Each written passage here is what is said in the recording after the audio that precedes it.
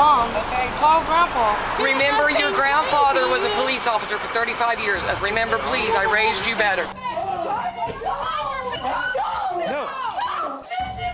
Ma'am, you need to stay back for a second.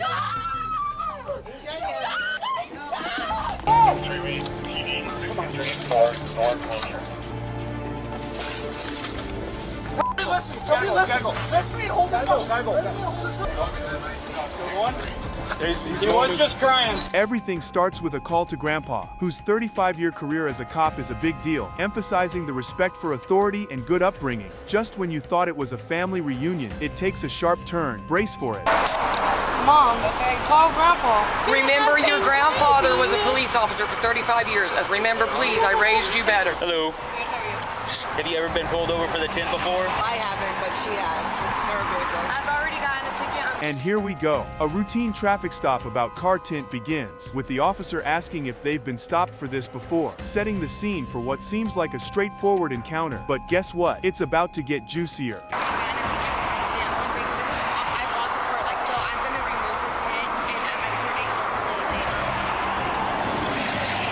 Okay, I'm gonna give you back your insurance. I'll just run this. Do you have any issues with your license or anything like that? No, sir. Plot twist incoming. They chat about the car's tint, and the officer decides to remove the tint ticket from the record, showing some leniency or just regular procedure during the stop. Buckle up, the ride's getting bumpier. Okay, that Zara person is the person that this... You want to try to get the passenger's ID too? The front and back? Could try. I'll walk up there with you. The officer starts collecting basic info from the passengers, like names and plans for the day, which seems pretty standard for identity checking. But hang tight, there's more to this than meets the eye. Do you have your ID with you? No, I was just asking whose car it is. Now things are heating up. With a hint of suspicion, the officer asks for an ID from one of the passengers, diving deeper into the background checks. You won't believe what's coming up next. Keep your eyes peeled. Well, there you go. Ready to go grab her? He says, grab her.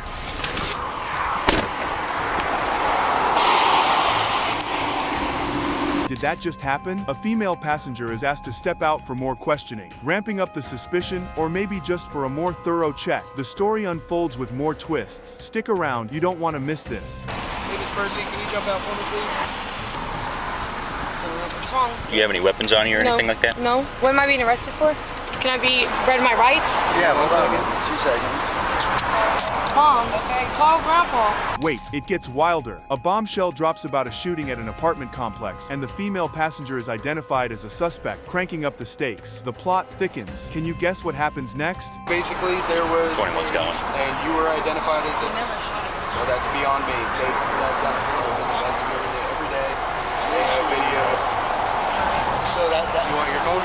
Give it to your mom? Yeah. Time for a quick commercial break. Yes, right in the middle of the drama, we have a sponsorship segment. But hey, bills gotta be paid. We'll be diving back into the chaos in just a bit. Morgan & Morgan for sponsoring this video. Now, how dare you speak that way of Morgan & Morgan? And second of all, see, Morgan & Morgan has completely modernized the personal injury claim process. You submit a claim, you sign contracts, you upload documents, you talk to your whole legal team, and you can text your legal team throughout your case as much as you want. They have 4,000 support staff. Things just got real. The female suspect learns about her arrest and bond amount and gets a moment to talk to her mom, adding layers of personal and legal drama. As the emotions surge, watch out for the next clip. It's a tearjerker. She will have a bond. I believe it's $2,500. I have a question. Do you know where the shooting was? The exact on the report. Was it outside my apartment? I mean, I wasn't there, so. So, I'm pissed. Grab the tissues. The suspect's mom delivers a heartfelt speech, emphasizing family love and the need for legal help, showcasing the deep personal impact of the situation. The emotional roller coaster isn't over. There's more to come. Mom, get done. Okay, listen. There's one more. He's still I love you. Your baby loves you. He will be... Okay. Back to the family roots. They dive deeper into discussions about family values, with reminders of the suspect's grandpa's police legacy, aiming to bring some sense of duty and propriety. The next moments bring an unexpected turn. Stay tuned. I'll leave those on. Those are protection bracelets. Well, they're gonna make them take you off. They can't take They that. have to. No, they can't. Please, when you go in there, don't act a fool. Remember, please, I raised you better. Feel the tension in the air. Another pause in the investigation as the suspect is advised to handle the situation with respect and dignity, keeping up with the theme of authority and proper conduct. The finale is just around the corner. Get ready for it. Apologies. You were busy when you came in, but there's a debrief for you. My passport. Answer that call. I will. When you go in there, treat them with respect. I know, yes ma'am. Even the smartphones are getting in on the action. The officers struggle with a broken smartphone, illustrating the challenges of modern policing and evidence gathering. What's next is even more baffling. Don't blink now. And if I would have known y'all were looking for me, I would have, like, there's no problem with that. Like, I didn't even know. So, and the girl, she didn't tell me, like, Push all units stand by guard and airport go. there's two sides. Report attack, Dublin, Victor, 4. It all comes down to this moment. The scene wraps up with the officers discussing the suspect's claims and her interactions with other parties involved, deciding on the next steps in the investigation. The end is as dramatic as the beginning. Prepare to be shocked. Literally, the car that just drove past me. So I literally got right behind the last car that I saw. We can go. Yep. Can you believe this is just the beginning? At the very start of the video, the mood is already thick with anticipation as officers brace for what's coming. They discuss their readiness, clearly aware of the heavy situation about to unfold. Background music subtly plays, giving a cinematic feel to their serious preparations. You'll want to stay tuned because it only gets wilder from here. What have you had to drink tonight? Huh? Are you sure about that? We're en route to back a couple units at a domestic call. Things are heating up, and not just a little. Officers get a call about a domestic disturbance and waste no time rushing to provide backup. They coordinate urgently, knowing every second counts. The approach is tense, and the background music mixed with applause adds a dramatic flair to the unfolding action. Buckle up. The escalation in the next scene is something to watch. Yes, ma'am. No. Get away, ma'am. Come on. Ma'am, you need to stay back for a second. Ma'am, you need to stay back. Give me your... Hold on to your popcorn. Things are getting loud and messy. The scene intensifies as officers try to calm a visibly distressed individual who is anything but quiet. They instruct them to stay put and stop yelling, trying to dial down the tension. The applause and ongoing musical score amplify the scene's drama. And just when you think you've seen it all, the next moment takes the cake. Ma'am, do me a favor. Stop yelling and just do me a favor. Come over here and... Well, hear me like that.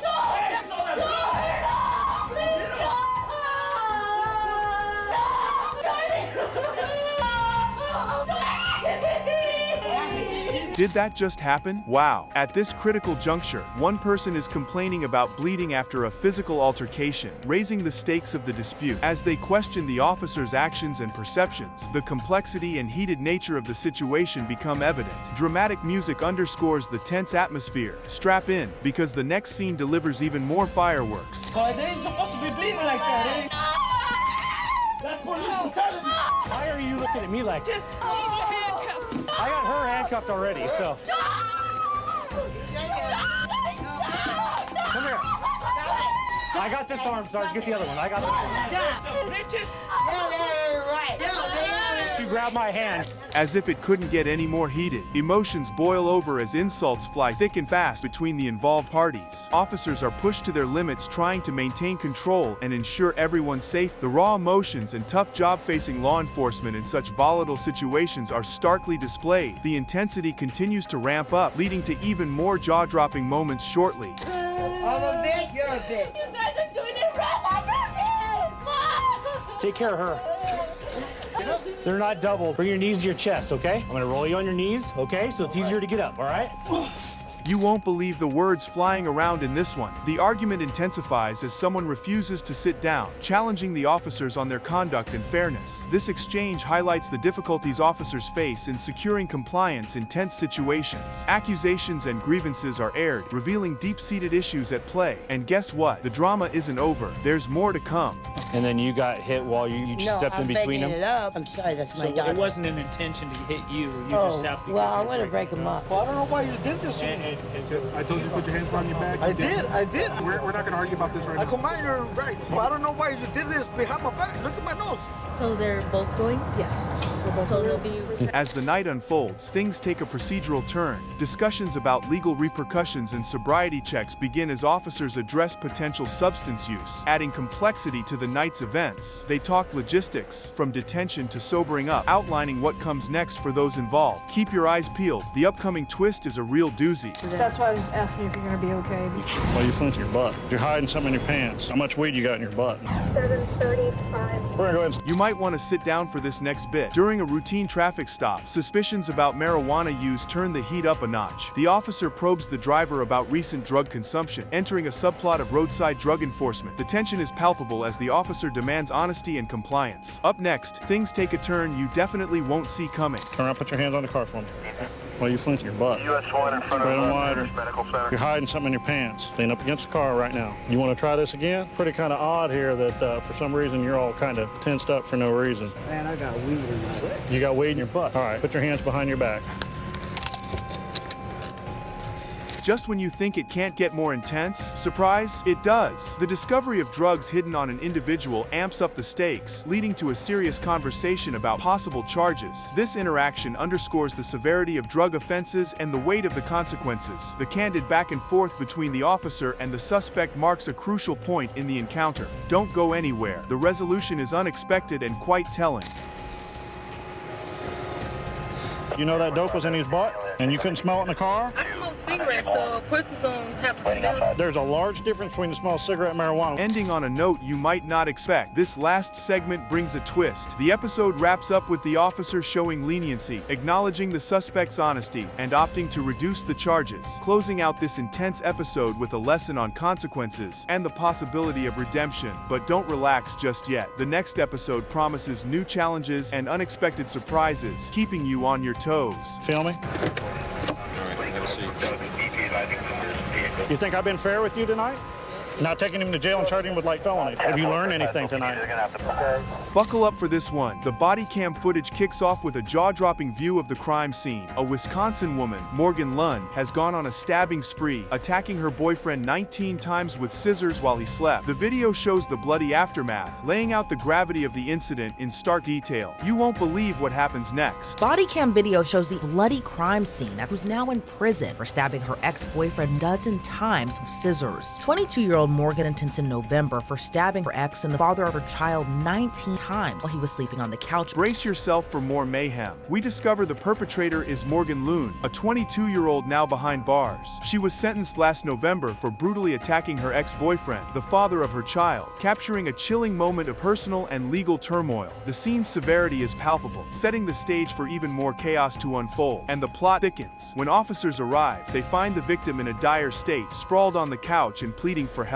Morgan, shockingly calm and covered in blood, stands nearby. This segment of the footage highlights the critical immediate response by law enforcement to this emergency. But hold on, there's more drama ahead. Officers arrive to the scene to find the victim lying on the couch begging for help as Morgan stands near him covered in blood. Right, is it just the three of you? The officer then pulls Morgan to the side to get more information from her. Just when you thought it couldn't get more intense, emergency personnel rush to treat the victim's wounds. The audio is partially muted, hinting at the sensitive content being handled. Morgan, visibly shaken, pleads to speak with her father, showcasing her emotional turmoil amidst the chaos. Keep watching, the twists keep coming. Morgan can be seen visibly distraught. Morgan, can you tell me a little bit more about you feel why are you saying no, reacting to right now? Are you just scared about the situation? Here comes a creepy twist. Morgan reveals she was hallucinating, thinking she saw a mysterious figure, which triggered her to attack her sleeping ex-boyfriend. This confession introduces a possible mental health angle to her horrifying actions, crucial for understanding what drove her to violence. The story takes another turn with her brother's insight next. I don't know, I was all confused, like I thought I saw something that wasn't happening.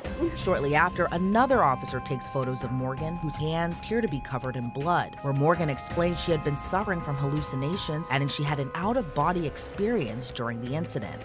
I feel like somebody else. I feel like it's not even me. if you had to physically describe what you were seeing. Wait till you hear this part. As the police continue their investigation, they bring in Morgan's brother Ethan, who had a front row seat to the night's horrors, and was the one who dialed 911. His perspective sheds more light on the events and Morgan's peculiar behavior that evening. Strap in, the narrative deepens in the upcoming clip. Another officer arrives on scene to speak with Morgan's brother Ethan, tells the officer he was sleeping when he heard Morgan and her ex.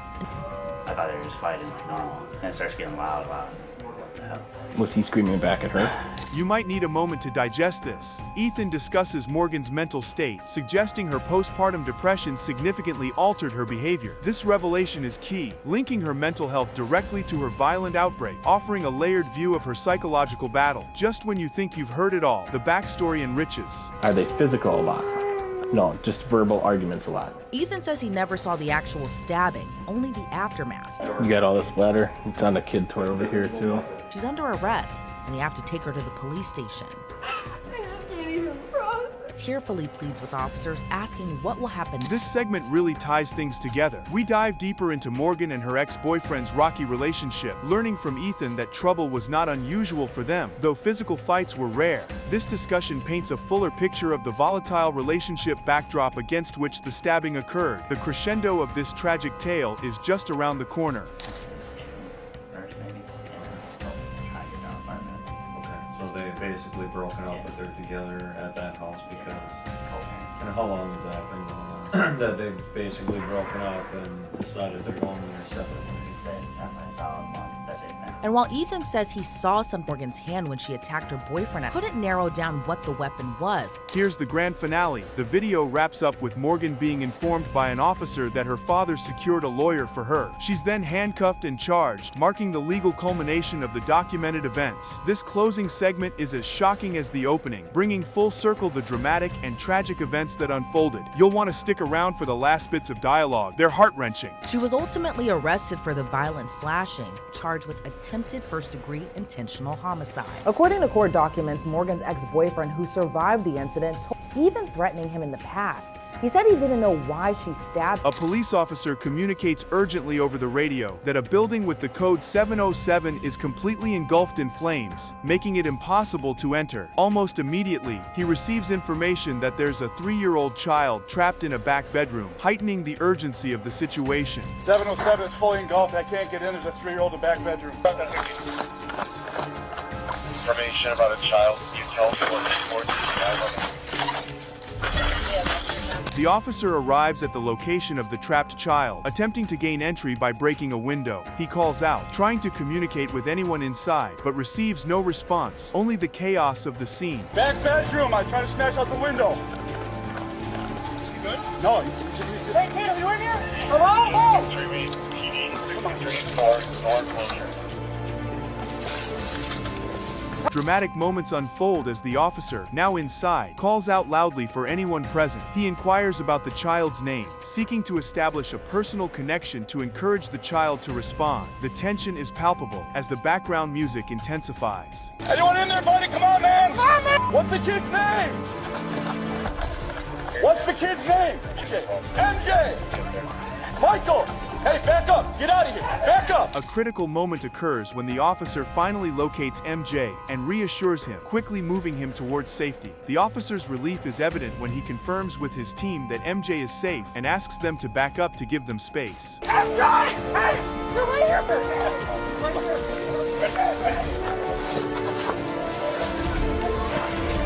Did you get him?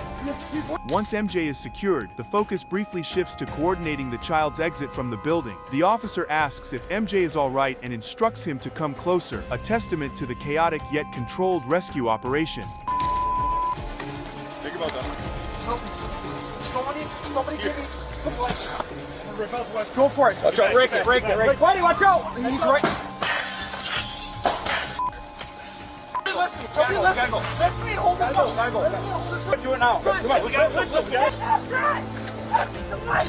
on. The scene intensifies as another officer tries to reach more children inside the building. The urgency is clear in his voice as he instructs others to get up to the higher floors where the children might be located, culminating in his relieved exclamation, "I got oh my God," indicating another successful rescue. He's trying to get him right now.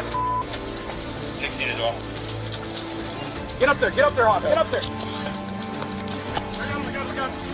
I got him. Go to the front. Go. In a quieter, yet emotionally charged moment, a child named MJ is identified with full details, possibly Michael James, 3 years old, located in the back bedroom. This moment underscores the gravity and personal nature of the rescue operations, with the officers trying to keep track of the children's details amidst the chaos. You okay, MJ, buddy? Yeah, he's crying. You're okay, MJ? You're good.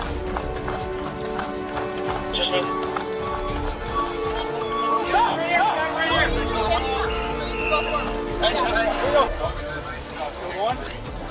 He was just crying.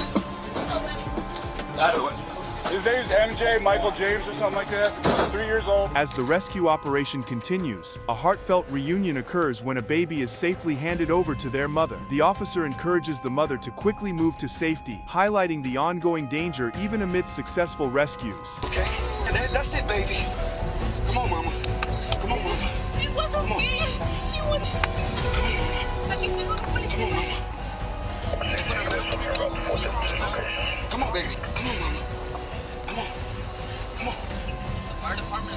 Yes. In the final moments of the video, another child is rescued, with officers quickly assessing her health condition. There's a powerful expression of gratitude from one of the officers, thanking God for the child's safety, capturing the emotional relief felt after the tense rescue operation. She good? She breathing? She eating anything? No, she haven't eaten anything. She was okay for a minute ago. Yeah, boys, come here, one of our crew, Task Force 5, stand by, I'm trying to get in position. Lord, I love you. Thank you. Over here. Over here. Task Force 5, up there, please. We back to the ATV in the way. Get on the ground right now. Your knees. Get on the ground. On your knees.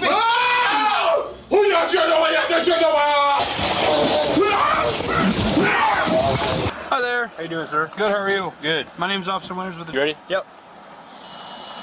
Okay, you can relax. Why do you think it's tonight? Why do you think I smoke? I blew zeros, so now you're trying to think I smoke weed. For operating while intoxicated, okay? I'm not intoxicated. Crawl to me. Crawl this way. Put your hands down. Put your hands down right now. You got it? Let it go. Under the bed. There you go. Walk on your knees. Are any of these your cell phones? The video kicks off with a woman, visibly tipsy, being grilled by police officers in Ohio. She's caught red-handed operating a vehicle while plastered. The woman seems utterly puzzled about why she's being detained, asking the officers, "What are y'all taking me in for? Stick around, it's just warming up." Well, what did I do? Operating under the influence of alcohol or drugs or other. A belligerently intoxicated woman is arrested crashing a vehicle while transporting a patient with special needs. Kelly, I'm gonna have you step out with me. We gotta go. I know. I gotta get you out of here, though. No, you're not gonna do that. Kelly, we're not laying back down. All this before she blatantly, repeatedly flirts with first responders. Let me tell you something. What I would do to you. This will throw you for a loop. More details pour in about Kelly's day job at a residential service for special needs folks. She was officially on duty, transporting a patient when she rammed into a street lamp, showcasing a jaw-dropping lapse in both judgment and professionalism. The saga continues, and it's a doozy. The Ohio Valley Residential Services group home was transporting a special needs patient in a vehicle when she crashed. You had too much to drink, you just want to lay down. Okay. But she in the back seat of my car. Body camera shows officer speaking with Barton's co-worker, who was called to the scene after the crash. Buckle up for this roller coaster. Body cam footage reveals a conversation between officers and Kelly's co-worker, who arrived post-crash. The co-worker recounts the events, confirming that Kelly smashed into a lamppost. This external confirmation adds serious weight to the charges against Kelly. The next clip is a real facepalmer. The client is in the car and says she hit a lamppost in the middle of the street. That's what he said. Barton's co-worker says the patient in the vehicle says she hit a lamppost. I've been at work since 7 o'clock this morning. I don't know if she hit something in the middle or what, but Robert just keeps saying she hit a lamppost. Okay. This part is just bizarre. A bewildered officer phones his boss to narrate the oddball scenario unfolding. He details Kelly's responsibilities and her tipsy state upon discovery, emphasizing the danger to the special needs passenger. The next segment segment, it's a real head-scratcher. Do you know where she goes? Yeah, she's at the shelter on Reading Road. Your driver is somebody who stays at a shelter? My co-worker. She's a co-worker. But I'm the driver. That's my car. She in the back seat. I'm talking about this one. This one, yeah, she stays in the shelter. She just got trying to figure out a way if we got to get her home. We got to I'll get her. I'll safe take her. place. This will tug at your heartstrings. The patient, named Robert, is found calmly seated in the vehicle while a sloshed Kelly sprawls in the back. The officer's interaction with Robert is notably gentle, highlighting their concern amidst the mayhem caused by his supposed caregiver. But hang tight, it gets even wilder. The patient she was transporting, Robert, sits in the front seat as Barton is passed out in the back. Robert. Client. Oh, how you doing, Robert? Got scared. She turned it up. That scratch smash on the hose. Okay. This is just surreal. After much coaxing, officers finally get Kelly to exit the vehicle. She continues her flirtatious antics, tossing inappropriate comments around like confetti. This moment highlights her staggering lack of awareness of the situation's gravity. And guess what? It spirals even further. And that officers work to get Barton out of her co-worker's back seat. Kelly? Yes, sir. I need you to step out of the car for me, okay? We got to do some stuff, and then we're going to see. Y'all want to do all this to me. You Yeah, know like what? You look like the movie. Which movie? What y'all want to do? What I'm going to do is ask you a few questions, okay? What? Come on over here. Ready for more antics? Kelly is finally led out of the vehicle and towards the police car. The officers are patient yet firm, clearly explaining the proceedings and ensuring she grasps the severity of her actions. This critical juncture aims to wrap up the chaos, but the drama escalates in the next clip. So go ahead and step out for me, all right? Kelly, I know you're tired. Here, hold my hand. I'm going to get you out, okay? So I need you to come out with me, all right? Because we're going to work together, okay? Yeah, come on, Kelly, please. I'm going to get you these shoes, all right? How could this get any loopier? Kelly ends up in handcuffs as officers prepare to take her away. Despite her flirty demeanor and non-compliance, the officers stay professional, focused on processing her arrest safely. The outrageousness of her next move will floor you. Come on, Kelly. Finally, Barton gets out of the car. Just step out with me, okay? You just step out of this one, okay? Where my phone is? It's in your purse. Where can I get my phone? You gotta come on out. You gotta come on out, Kelly, okay? I've been super nice. I need you to come out, okay? I need you to get out of this car so that you can take this gentleman home. Okay. This test is just cringeworthy. Kelly attempts field sobriety tests and fails miserably. Her inability to perform basic tasks combined with her relentless flirting clearly illustrate her impairment, cementing her DUI charges. But hold on, her reaction to the next development is priceless. Look at you, Landon. Hi, Landon. What's up? As officers ask Barton to participate in field sobriety tests. Look at him. I would do him in a way that he won't admit. Hey, look. You won't believe her reaction. As Kelly is formally charged and read her rights, she reacts with disbelief, continuing her inappropriate banter with the officers. This climactic interaction sums up the entire ordeal, underscoring her cluelessness about the gravity of her actions and the looming consequences. What comes next is just as outrageous. She yells out in disagreement. Kelly, I gotta read a piece of paper to you, okay? What kind of piece of paper? Well, it's explaining why you are where you Look are. at you so handsome. He's gonna help me read this too, okay? He done nothing. That'll go really well with. Listen, y'all, I done nothing. Okay, here we go. No kidding, that escalated faster than a squirrel on espresso. The video kicks off with a high-speed car chase that switches gears into a full-on foot chase after 3 suspects ditched their ride right in front of Wisconsin's finest. This entire fiasco sprouted from an alleged shoplifting spree at a nearby Dick's Sporting Goods, escalating into a full-blown cop chase. Just when you think it's time to breathe, the action cranks up a notch. What started out as a high-speed chase turns into a foot chase. Suspects jump out of a vehicle in front of officers. 3 occupants. The entire incident stemming from an alleged retail theft at Dick's Sporting Goods. Strap in, because this ride gets wilder. It all starts on a crisp October 3rd in Wauwatosa, Wisconsin, just a stone's throw from Milwaukee. Local law enforcement gets wind of some shady business at Dick's Sporting Goods. They spot the suspect's vehicle and kick off a pursuit along the interstate, with the driver playing hardball and refusing to stop, cranking up the tension to 11. It all started on Wauwatosa, Wisconsin, just outside of Milwaukee. That's where police were tipped off about theft at an area Dick's Sporting Goods. An officer catch up with the suspect's vehicle. Good job, Denver. You're good. Hang on, I can go back up before it's going. And you thought it was just a routine traffic stop. Suddenly the suspect's vehicle pulls over, sneakily tucking in behind another car. One eagle-eyed officer, suspecting they might bolt again, quickly calls for backup and gets some stop sticks ready, just in case. Buckle up, because things are about to get even crazier. After taking an off-ramp, the suspect stops on the side of the road. We're stopped right now, about 110 block of Capitol. I don't know if they're going to keep going. They're behind us. Ready for more action? Here it comes. With backup now on the scene, the officers hatch a plan. One stays put, ready to give chase if our sneaky suspects decide to make a run for it, while another officer tiptoes up to the suspect's car on foot. Keep your eyes peeled. These next few moments are key. 10-4. One just wants to set up sticks, just in case. Minutes later, another officer arrives on the scene. Do you want me to approach, and then if they take off, you can go? Sure. How many occupants or anything? Maybe 2. Hard to tell at the tank. Is he set up yet? I didn't hear him say he was set up yet. You can cut the tension with a knife at this point. Approaching the suspect's car, one officer demands they roll down the windows. Despite his firm commands, the suspects sit tight, engines humming, ready to dash. The air's thick with anticipation as the scene teeters on the edge of further chaos. The other approaches the suspect vehicle on foot. 606 is going to approach. Their foot's still on the brake, and if they try to take off again, I'll make announcements for them to roll down their windows. Driver of the Camry, roll all your windows down now.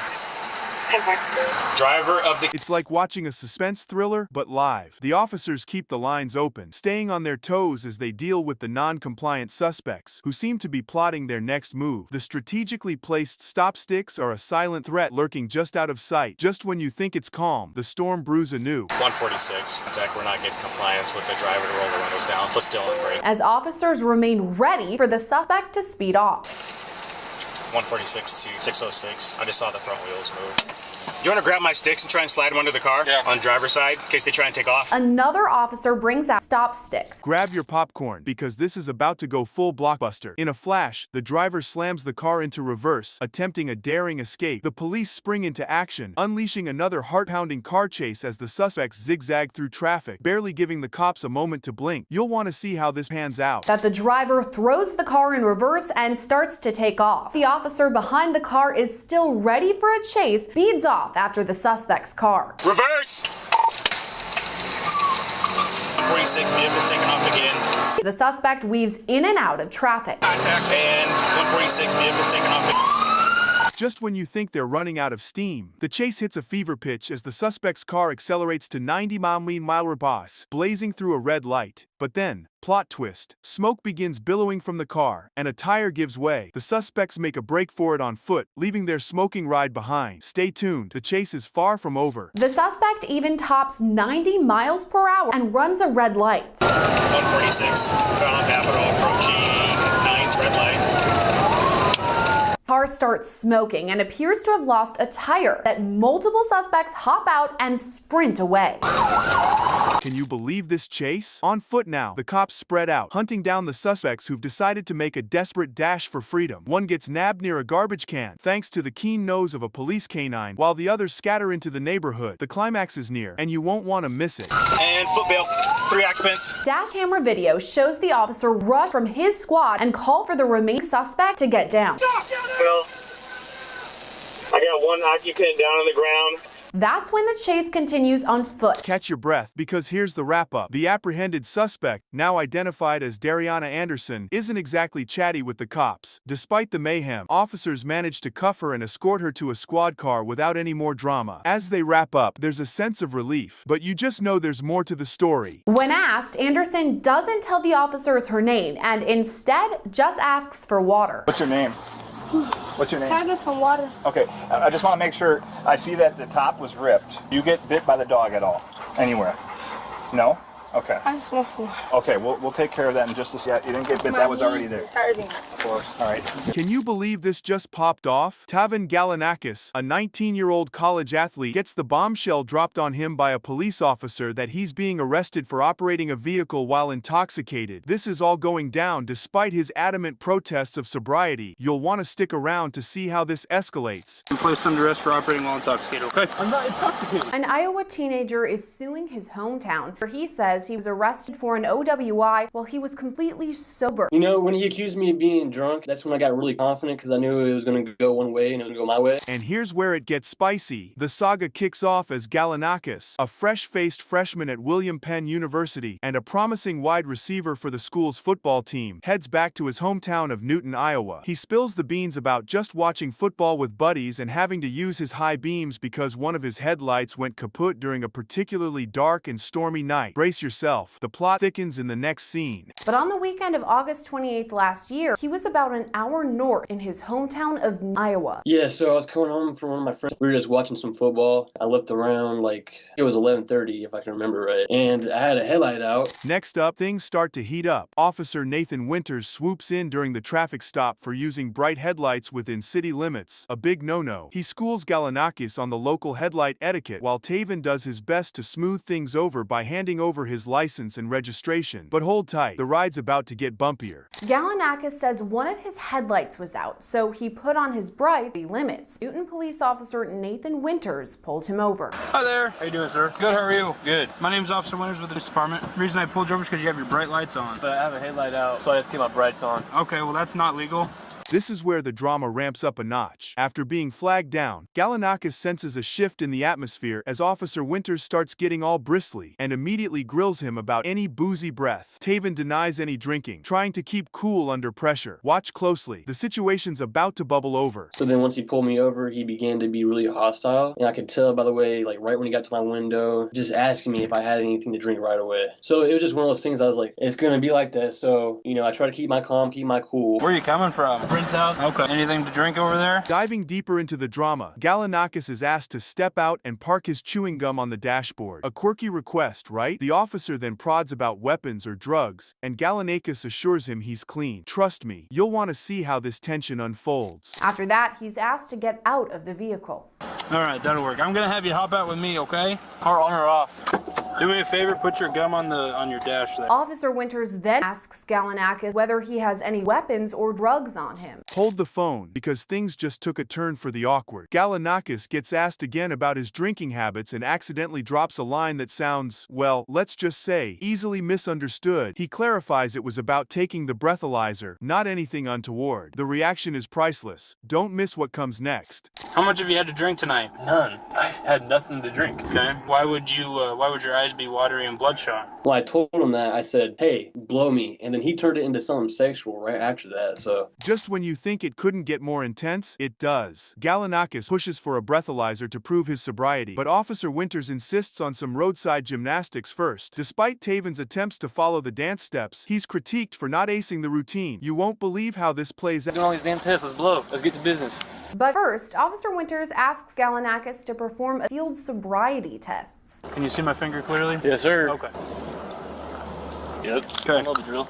All right, so I want you to put your left foot on the line. Take your right foot, put it in front of your left foot, with the heel of your right foot touching the toe of your left foot, just like this, okay? But when Galanakis performs a walk test, Officer Winters can be heard saying he's not following directions. All right, let's see how this twist unravels. After what feels like an eternity, the breathalyzer finally makes its grand entrance. The gadget shows 0 booze, but the officer switches gears to quiz Taven about possible drug use. Just when you think it's all clear, well, keep watching. Officer Winters finally performs a breathalyzer test. All right, what I want you to do is make a tight seal around this and blow outwards like blowing up a balloon, okay? Cool. All right. You ready? Yep.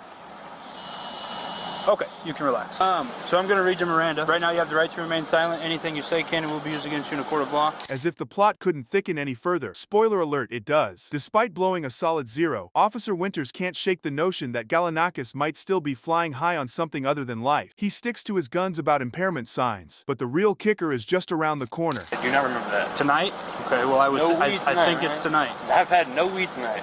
What? Why do you think it's tonight? Why do you think I smoke? I blew 0, so now you're trying to think I smoke weed. You can't do that, man. You really can't do that. Absolutely I can. Is he allowed to do that? Yes, he is. So I blow 0 and you suspect drugs now. Officer Winters again tells Galanakis he shows signs of being impaired. I would, during my field sobriety, it's indicative of impairment. Fasten your seatbelts for this doozy. Galanakis ends up cuffed and carted off to the station despite proving his lungs are alcohol-free. He later finds out from a pro that he's as sober as a judge. The aftermath and his response are must-see TV.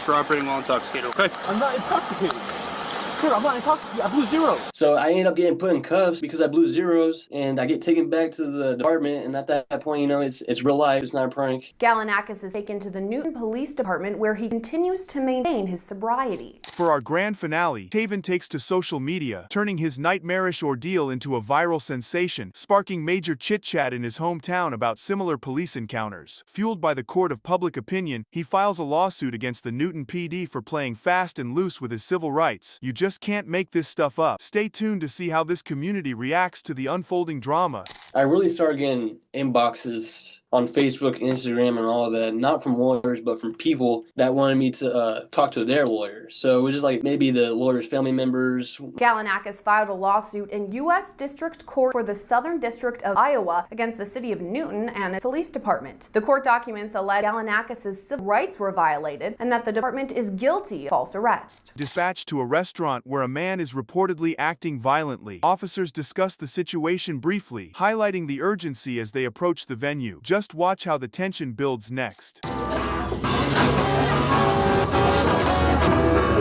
That is a stupid question. Keep going. No actual question. I ain't bothering nobody. I ain't killing nobody. I want to hear it. Hey, you got 65-12. Hey, bro, you gotta go, dude. Shoot, ain't no form. Step it up. This escalation is shocking. The officers arrive at the scene and confront the belligerent man, instructing him to leave the premises immediately. Tension escalates as the man resists, leading to a terse exchange of words. But hold on, it escalates further from here. Get on your knees, man. Get on the ground, man. On the ground. Unbelievable, isn't it? The confrontation continues with the man holding a glass, posing a danger. Officers repeatedly instruct him to put the glass down, which he eventually complies with, slightly easing the tension. You won't believe what's coming next. Put the glass down, dude. Put the glass down. Put the glass down. Put your hands on your back. Hands on your back.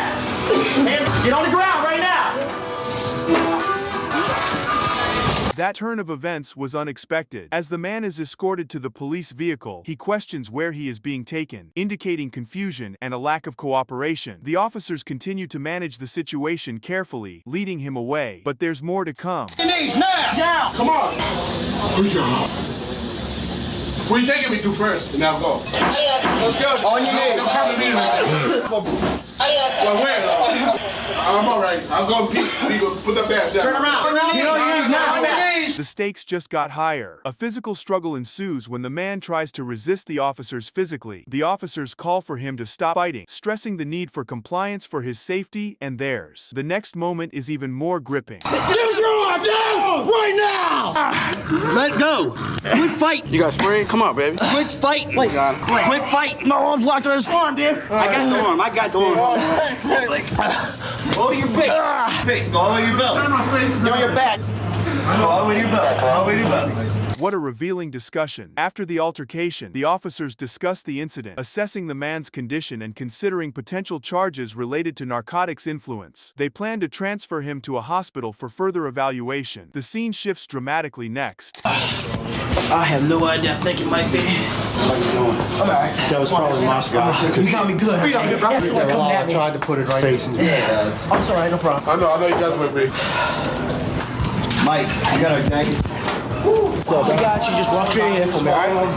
Just walk straight ahead for me. Walk straight ahead, all right?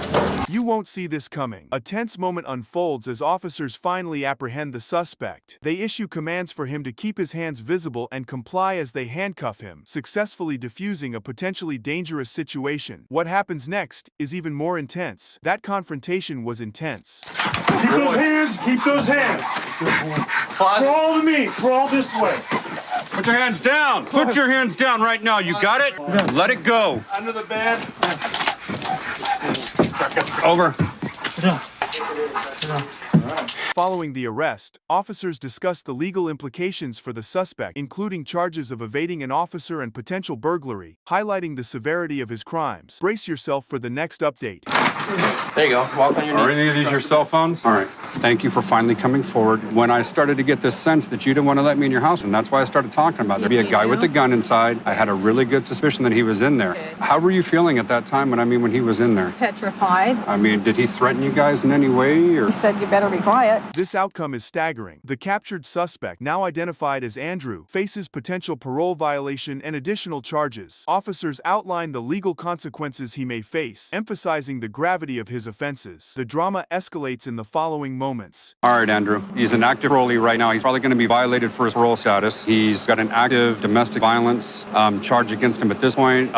They initiated pursuit on the freeway, so they've got him for evading a peace officer on the freeway, charging into the residence. That's a good burglary right there because he was unwanted, and held him against their will for a good false imprisonment charge. Can't look away now, can you? Another case unfolds where officers respond to a tip about a parolee selling methamphetamine. They confront the suspect, leading to a tense moment where they find the drugs after a brief struggle. The next part is crucial. Don't miss it. Okay. Take a deep breath. Okay. I'm going to have you roll over on your stomach. Look, I'm going. Take a deep breath. Roll over on your stomach on 3. Okay. 1, 2, 3. Okay. Get that hand back. Get that hand back. Get that hand back. Oh, okay. Oh. Get your breath and roll over on your butt. This discovery changes everything. The episode concludes with officers discovering a stolen gun in another suspect's possession. This discovery adds to the severity of the charges, as possession of a firearm by a parolee could lead to significant legal repercussions. See how they handle this in the final clip. Spread your feet. Spread your feet nice and wide. Wider. Spread your feet. Philip, how long have I known you? Don't do that. Huh? How long have I known you? Years? I've been watching you. You think this is just a brand new thing? Or I just came to your house today and decided to go through your stuff? I don't think so. Get in the car. Some lady called DCFS and kind of made some claims that you had a child that accidentally shot themselves. Absolutely not. She said, yeah, he was stored in that in her basement. I'm scared to death because I don't know. I just want to say that every time we're not... Hold on, bring it down. Okay, I'm sorry. Every time, even if we're not on her property and we're just like playing basketball over there because there's a basketball hoop, I got you. she just calls us names. A recent jaw-dropping murder-suicide in New Jersey is making waves, featuring 57-year-old Peter Ventricelli, who, in a tragic turn, killed his wife Kelly, their 15-year-old son Anthony, and then himself. Their bodies were uncovered on March 7th, after a welfare check was summoned by a concerned family friend. This whole morbid event was broadcast on a GoFundMe page by Peter's nephew Carlo, who pretty much said they were at a loss for words. And guess what? The next part is even more mind-boggling. A New Jersey murder-suicide made national headlines. 57-year-old Peter opened fire on his wife, Kelly Ventricelli, and their 15-year-old son Anthony. Their bodies were found on March 7th. According to a GoFundMe page, the shock of this situation has our family at a loss. Just when you thought it couldn't get any crazier, listen to this. Dr. John Delashwari, a forensic psychologist, breaks down the often missed red flags in abusive relationships, shedding light on the sneaky early signs of coercive control and psychological manipulation. He unpacks how abusers start with messing up your head before moving on to physical intimidation. The chat really digs into the nitty-gritty of spotting and handling these early warning signals in relationships. Buckle up, because we're diving deeper into the rabbit hole next. But according to forensic psychologist Dr. John Delashwari, it's such a difficult thing to see sort of warning signs when it comes to abusive partners, because I think a lot of times the person being abused, willing to engage in some kind of rationalization. It's a hard thing also, very beginnings of coercive control, psychological manipulation, engagement type behaviors that abusers will use. Hold on to your coffee because this part's a doozy. Dr. Delatorre connects the dots between the spike in murder-suicides and the intense stress and isolation brought on by the COVID-19 pandemic and those endless lockdowns. He suggests that these lockdowns turned up the heat on already simmering abusive situations by cutting off any escape routes the victims might have had during normal times. This nightmare scenario has left a lingering scar on relationships that's still being felt. Don't go away. The story takes an even darker twist as we explore just how the lockdown shook things up. A separate murder-suicide in Linden, New Jersey, just weeks before. Husband shot and killed his wife and 2 teenage children. These are just 2 examples of the more than 300 murder-suicides this year. Statistically, that adds up to 11 murder-suicides, totaling about 600 incidents per year. And just when you think you've heard it all, the lockdown threw a wrench in the works by trapping abusers and their victims together 24/7. This lack of breathing room likely pumped up violent tendencies and gave abusers an all-access pass to wield power without breaks. Dr. Delatorre discusses how these unusual circumstances forced individuals into a relentless cycle of increased abuse with nowhere to run. Keep your ears peeled, because up next, we're peeling back the layers on the gender dynamics in these tragedies. And I think even though the lockdowns have been lifted, that individuals during that time, they found no outlet. We think of added pressures, work and relationships being primary components to someone engaging these problematic sort of violent behaviors. Get ready for a plot twist. Dr. De La Torre tackles the sticky subject of why men are more likely to commit murder-suicides, especially in intimate partner relationships, with a staggering 81% of these incidents happening at home. He points to societal and cultural scripts about male entitlement as culprits that drive men towards domestic violence. This segment throws a spotlight on the complex interplay of gender roles and expectations in the context of violent behaviors. But hold your popcorn, because the narrative takes a tragic turn with an even more heart-wrenching case up next. 65% of murder-suicides involve intimate partner relationships. According to a study published by Harvard University, 59% of men who killed a female partner then committed suicide. I think the audience needs to be clear is that it doesn't matter what gender you are. Anyone is capable of violence. There are a lot of males who engage in domestic violence and intimate partner violence. Ready for a gut punch? We turn our gaze to the harrowing case of Massachusetts mom Lindsay Clancy, who strangled her 3 young kids before attempting to end her own life by jumping from a second-story window. Dr. De La Torre points out that while this dreadful incident involved children, it doesn't quite fit the typical murder-suicide mold. This part of the chat explores the different psychological drives behind such acts when only children are the victims, suggesting unique underlying issues, separate from adult-targeted domestic violence. Strap in, because we're about to dive deeper into the psychological labyrinth of these tragic events. Massachusetts mother Lindsay Clancy made strangling her 3 young children to death for attempting suicide by jumping out of a second-story window. She survived, charged with multiple counts of murder. When we're talking about why women kill, it's a little bit different than we're talking about domestic and intimate partner violence. There's some underlying psychological issues that are very different than, but if it's only the children, then I think it's something different. Seriously, is this even real? Ruby Franca, once a celebrated YouTube mom who made her mark with parenting videos, now faces 6 counts of felony child abuse. This twist from a seemingly normal family vlog to a criminal courtroom drama is just unbelievable. You won't believe how it escalates from here. Rose to fame on YouTube videos on parenting, childcare, and marriage, is charged with 6 counts of felony child abuse. Young boy climbing out of a window and rushing to a neighbor for help. We're digging into the Ruby Franca case and her timeline from mom to vlogger. Just when you thought it couldn't get more intense. At 41, Frankie, together with her business partner Jody Hildebrandt, stands accused of grave charges involving the neglect and abuse of her own children. Police found the children in a pitiful state at Hildebrandt's place, which is just the tip of the iceberg. Brace yourself, the background story is even more jaw-dropping. The 41-year-old YouTuber mom, now charged alongside her business partner with 6 counts of aggravated child abuse. I'm talking about a case where police discovered Frankie's emaciated children. Hold on to your coffee, because this is where it all began. Back in 2015, Ruby and Kevin Franca launched their YouTube channel, 8 Passengers, sharing snippets of their family life, parenting, and homeschooling adventures. Their channel quickly skyrocketed to over 2 million followers. But wait till you hear what happens next. And Ruby and Kevin started a channel on YouTube called 8 Passengers. And the videos were all about their family, parenting, and marriage. I've never once forgotten to vlog. It's like forgetting to eat or forgetting to breathe. Like picking up the camera and vlogging, it's like I would never forget to do that. Their channel became so popular, it eventually boasted more than 2 million subscribers. You're not ready for this part. Amidst her tutorials and family outings, Ruby's approach to parenting, which included denying food as a punishment, sparked widespread alarm. These controversial parenting choices foreshadow the serious allegations that later emerged. Keep watching as the plot thickens even further. My kids are literally starving. I hesitate to say this because it's going to sound like a mean barbarian, but which is all so chilling considering the allegations of starving her children. Her and Kevin not giving their 2 youngest children gifts on Christmas one year because they said they were selfish. Now, the 8 Passengers channel, it was removed by YouTube this year. Reporting indicates the family had also been posting less content. Grab your popcorn. This is a doozy. Everything came to a head when Ruby's 12-year-old son, Russell, fled from where he was kept and sought help, showing clear signs of neglect and abuse. This This led to the immediate arrest of both Frankie and Hildebrandt. Coming up, we dive into some earlier warning signs that were missed. When according to court documents and a 911 phone call, Frankie's 12-year-old son, who we know to be Russell, climbed out of a window at the home of Hildebrandt. He ran to a neighbor and asked him to call the police. 911, the address of your emergency. I just had a 12-year-old boy show up here at my front door asking for help. You know there's been problems at this neighbor's house. He's hungry and he's thirsty. And he asked us to call the police.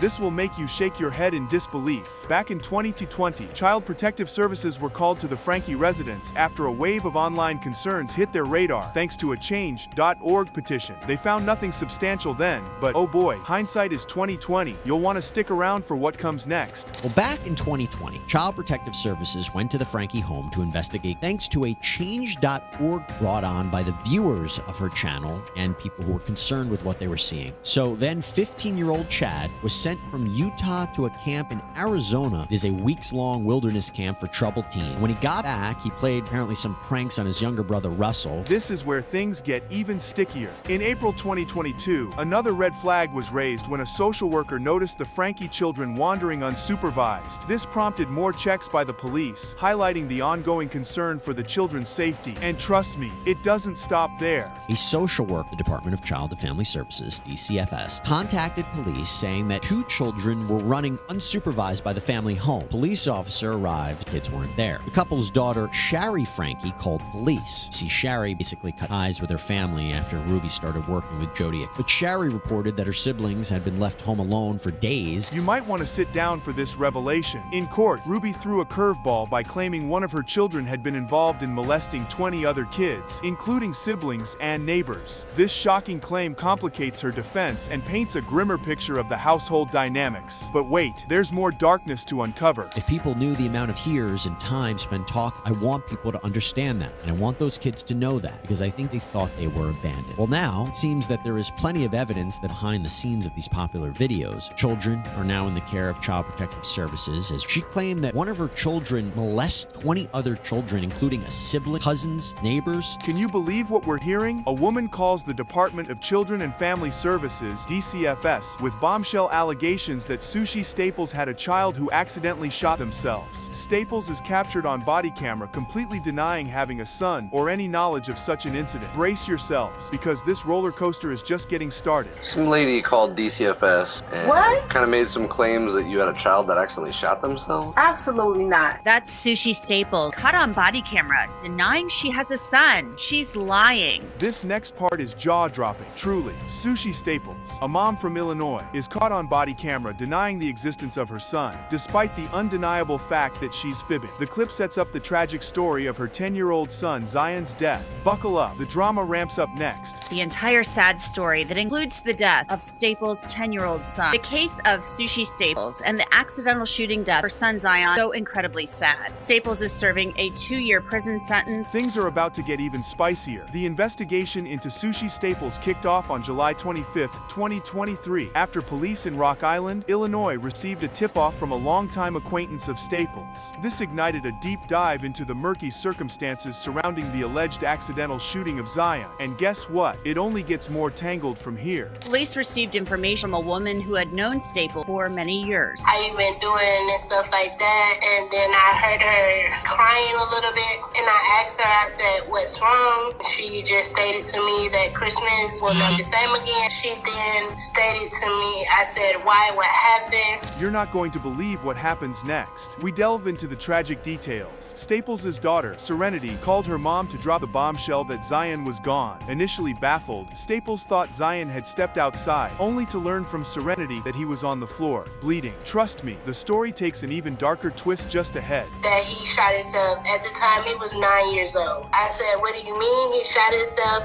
I asked her several questions like, how did he get a gun? Like, how did that happen? She explained to me that she had just stepped out to run some errands. She received a call from her daughter saying that Zion was gone, and she said, what do you mean gone? She said, is he outside? Tell him to get back in the house. She told me he kept saying that how he missed his dad or something like that. Get ready for a heart-stopping moment. In a frenzied bid to keep her children, Staples confessed to buying a burning barrel from Home Depot with the grim plan to burn Zion's body, stashing him in the barrel in her basement. Hold tight, because the ensuing details are even more harrowing. She told me she purchased a burning barrel from Home Depot or something like that. Stored them in that. I'm like, what?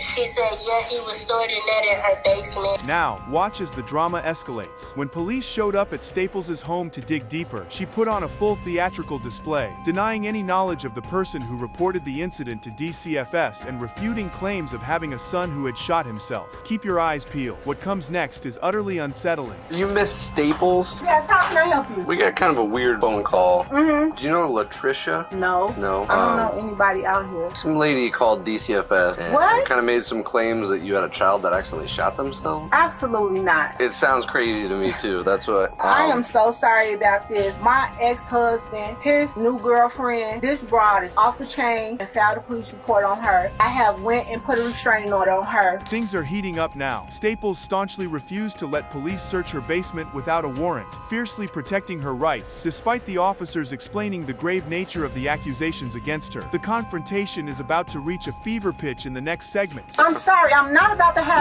my rights violated. Someone makes your rainless allegations like this. You know, we have to investigate it. They had received a call about a child who hadn't been seen in many months. Can I see the warrant, please? And I can call my lawyer. Can I see the warrant before we walk any further? Okay. I'm calm. We have a valid search warrant. Gear up for a critical turning point. The following day, police returned with a search warrant ready to comb through Staples' home. They relentlessly quizzed her about her son, Zion, whom she continued to deny ever having. The discoveries in the next few moments are downright jaw-dropping. Next day, with a search warrant in hand. I'm scared to death because I don't know. So the reason we're here, okay, is because we're investigating a call that we had. Officers came out and talked to you last night, correct? Yes. We have to handle that real seriously. The allegations are that you have a son, that he's deceased, and he's here in this house. That's where we're at right now. This is where it gets truly gut-wrenching. After a thorough search, police found the body of Zion in a metal trash can in Staples' home, dressed in Spider-Man pajamas. The coroner concluded that Zion had died from a gunshot wound around December 2022. The legal ramifications that unfold next are monumental. Staples' house, going from room to room, and Staples was taken to jail. She was charged with several felonies, including concealment of a death and failure to report the death of a child. Police found Zion's body in a metal trash can in Staples' home. The legal repercussions start to unfold. Sushi Staples was sentenced to 2 years in prison and 6 months probation after pleading guilty to several charges, including concealing a death and obstruction of justice. She later sought to have her sentence reconsidered, citing ineffective legal counsel. Stick around to see how this tragic saga wraps up. Sushi Staples was sentenced to 2 years in prison. Last month, she asked the judge to reconsider her sentence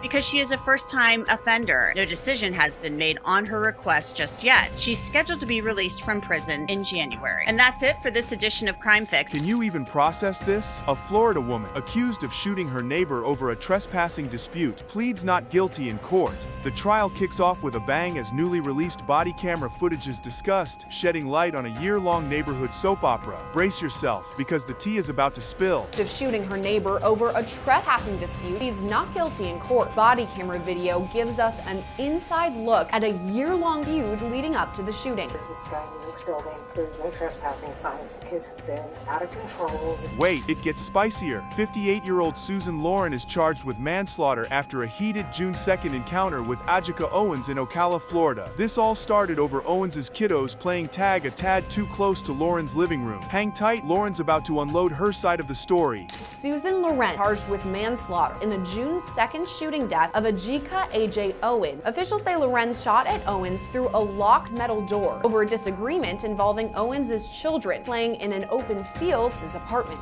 You're not ready for this. In her own words, Lauren vents about the local Rugrats, branding the kerfuffle as straight-up bullying while self-deprecatingly tagging herself as a Karen. She's not a fan of the racket or the cheeky names the kids throw around. Things are heating up, so grab your popcorn. I don't want to be intimidated, screaming and yelling at me, telling me calling me Karen. I mean, they're calling me names. Really, we're gonna all simple bullying. I don't want to face this.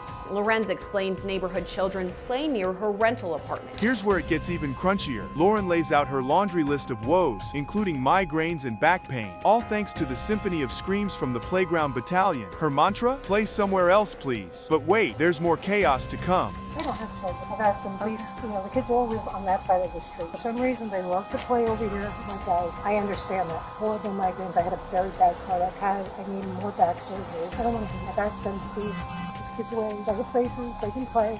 They don't have to play there. They're screaming, yelling at me, telling me the kids are not hurting anybody. The kids, they're not damaging anything. Damaging me because my guns are so bad. And the plot thickens. Lauren dishes out that her landlord supposedly told the young trespassers to scram, and even a no trespassing sign went missing. Mystery or mischief? The drama doesn't stop, folks, as we dive deeper into this neighborhood squabble. Stick around, the neighbors are about to chime in. Lorenz alleges her landlord instructed the children to remain off the property. No trespassing sign was stolen. They've been told by Charles not to come on the property.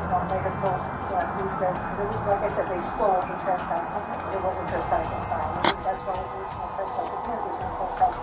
What's going on this evening? Lots of children screaming, their full heads off, running around. I had my truck in front here, so I didn't have to listen to the screaming. Get ready for some neighborly love, or not. During a sheriff's visit, the local Chatterbox crew can't decide if Lauren's the villain or just misunderstood. The kids, they just want their playground back. Let's see how the deputy handles this hot mess. Deputies hear conflicting information when speaking to neighbors. Even come outside and play football with the kids or play. Well, I figure, well, if the cops are there, it's probably calling any time. I mean, it's just over stupidity. Literally, kids just going around. Eyes over here. I mean, we all play over there. It's an open field, whatever. It's getting real now. A sheriff's deputy lays down the law, telling Lauren the sandbox isn't her personal fortress. She's urged to let the kids roam free in the common areas, much to her chagrin. Next up, Lauren throws a curveball during a fiery debate. Deputies to trespass children she alleges are near her rental property. You don't have sole control over the parking lot. Yeah, but those children don't live here. I mean, they literally live across the street on the other side. I understand what you're telling me, and I get it, but you don't have sole power to say, hey, they can't be in this parking lot. But he's asked them to leave. I mean,